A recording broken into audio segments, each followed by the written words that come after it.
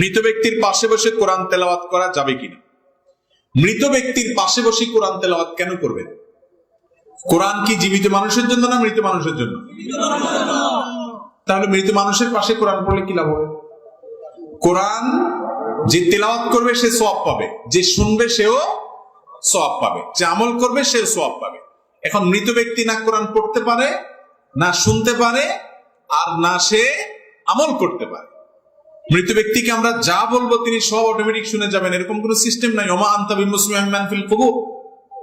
অতএব মৃত ব্যক্তির লাশের চারপাশে ঘিরে কোরআন তেলাওয়াত করতে হবে এরকম একটা রসম রেওয়াজ আমাদের দেশে প্রচলিত আছে। এটা কোরআন এবং হাদিস দ্বারা প্রমাণিত। কোরআন যখন এই লোকটাকে শোনানো দরকার ছিল তখন এলাকার আলেমরা কোথায় ছিলেন? তখন তার জীবদ্দশায় সে কানে কাছে কোরআন বলে যাওয়া দরকার ছিল। হয়তো অনেকে বলেছিল, কিন্তু মরে গেছে, শেষ।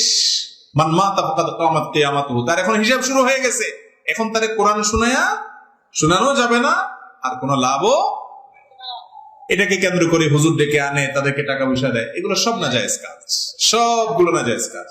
এই কোরআন আপনার মুর্দার পাশে পড়ার জন্য টাকা দিয়ে লোক আনা, ভাড়া করে, এবং তাদেরকে দিয়ে কোরআন পড়ানো। ভাইরা আমার, কোরআন আপনি নিজে তেলাওয়াত করবেন, নিজের জন্য নিজেরা তেলাওয়াত করবেন। ওই লাশের পাশে বসে কোরআন তেলাওয়াত করার কিছু নাই। লাশের পাশে বসে কোরআন তেলাওয়াত করার কথা কোরআনে কোথাও নেই। এরপরে প্রশ্ন, আমার একমাত্র ছেলে মাস্টার্স শেষ করে চাকরি পরীক্ষা দেওয়ার জন্য চট্টগ্রামে যায়। পরীক্ষা শেষে হোটেলে যাওয়ার পথে বজ্রপাতে মারা যায়। এই মৃত্যু তার জন্য, তার এবং তার বাবা মার জন্য কোন পর্যায়ে?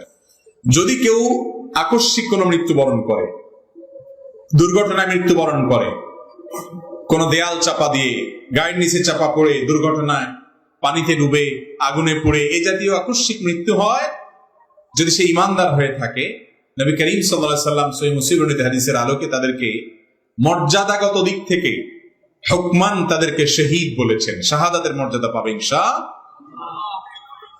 এই জন্য আকস্মিক মৃত্যুকে খারাপ মৃত্যু মনে করার কারণ নাই। আমাদের দেশে অনেক লোক আছে, দেখবেন আকস্মিক মৃত্যু হলে এটা খারাপ মৃত্যু মনে করে। এটা এত খারাপের কিছু নেই।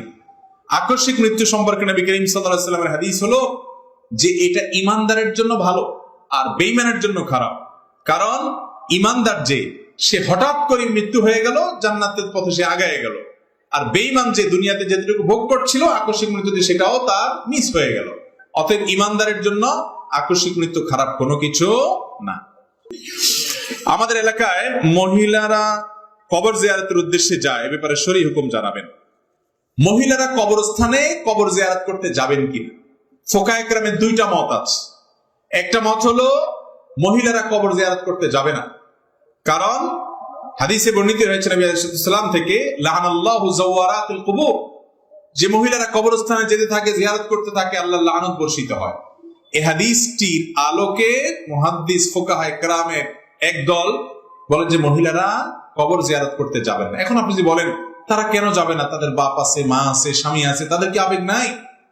তো এর উত্তর হলো, প্রথম কথা হলো যে আল্লাহ তাআলা কোন কারণে বা আল্লাহ রাসূল সাল্লাল্লাহু আলাইহি ওয়াসাল্লাম আল্লাহর নির্দেশের ভিত্তিতে কোন কারণে কোনটা আদেশ নিষেধ করেছেন, তার সব কিছু আপনি আমি বুঝে যাবো এমন নয়। অনেক হিকমত আছে যেটা আমাদের জানা নাই, আল্লাহ তাআলা ভালো জানেন। এর ভিতরে বাহ্যিক কিছু কারণ আছে। তারা অনেক বেশি আবেগপ্রবণ হয়ে থাকেন।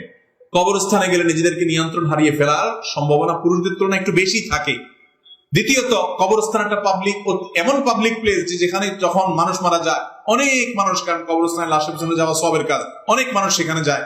সেখানে পর্দার খেলাফ, তাদের প্রাইভেসি নষ্ট ইত্যাদির কারণ আছে। আরো অনেক ব্যাপার থাকতে পারে আধ্যাত্মিক ভেতরগত, যেগুলো আমরা জানি না, কিন্তু হাদিসে নিষেধাজ্ঞা আছে।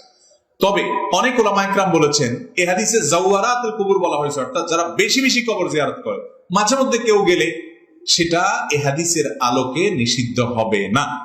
এই দ্বিতীয় মতের উলামাদের মতে মাঝে মধ্যে যাওয়া যেতে পারে, নিয়মিত বা ওখানে গিয়ে পড়ে থাকা, সীমালঙ্ঘন করা, বাড়াবাড়ি করা, অতিরিক্ত আবেগ দেখানো সেখানে, সেটা হাদিসে নিষেধ আছে। দুইটা মত ফুকায়ে কেরামের মধ্যে আছে। তবে পুরুষদের জন্য সর্বাবস্থায় কবর জিয়ারত করা নির্দেশিত। নবী সাল্লাল্লাহু আলাইহি ওয়াসাল্লামের হাদিস হলো, নাহাইতুকুম আন জিয়ারাতিল কুবুরি ফাজুরুহাল আন ফাইন্নাহা তুযাক্কিরুকুম আল আখিরা, তোমরা কবর জিয়ারত করবা, কারণ সেটা তোমাদের আখিরাতের কথা কি করাবে, স্মরণ করায়া দিবে। মহিলারা বাসা বাড়ি থেকে তাদের কবরবাসীর জন্য দোয়া করবেন, চোখের পানি ফেলবেন, দোয়া করবেন। দোয়ার জন্য কবরের পাশে যেয়ে করতে হবে বা ওখানে করলে কবুল হবে, দূর থেকে হবে না, একটু দেরিতে হবে, এমন কোনো কথা নাই। অতএব তারা বাহির থেকে যেমন দোয়া করতে পারেন, এবং আপনার কবরস্থানের কাছাকাছি গিয়ে ওয়ালের বাহির থেকে, দূর থেকে তারা তাদের সালাম পেশ করার যেটা, সেটা তারা করতে পারেন। অর্থাৎ যেটা সরাসরি কবরস্থানে ঢোকা, ভেতরে যাওয়া এবং আপনার ভিড়ের ভিতরে প্রবেশ করা, এইটার ব্যাপারে যেহেতু ফোকায় আমাদের মত পার্থক্য আছে এবং নিষিদ্ধ, এই মতটা শক্তিশালী, সেই জন্য